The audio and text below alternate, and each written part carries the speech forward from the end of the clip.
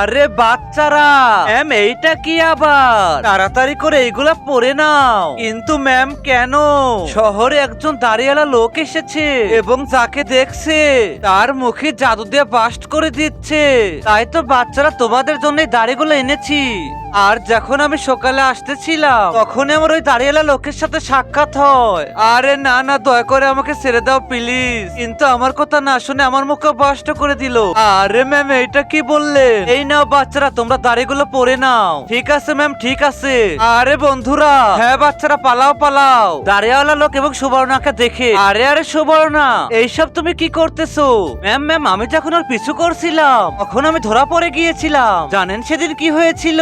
আজ তো আমি দাড়িওয়ালা লোকটিকে যেভাবে হোক ধরবই। এই তো তাড়াতাড়ি করে আমি মাস্কটা পরে নিলাম। আরে আরে, এই দাড়িওয়ালা লোকটা আবার কোথায় গায়েব হয়ে গেল? আরে আরে, এই ব্যাপার। তাহলে তুমি বাঁচলে কিভাবে? আগে সবাইকে ভিডিওতে লাইক করতে বলুন, তারপর বলবো। ঠিক আছে ঠিক আছে বন্ধুরা, লাইক করে দাও।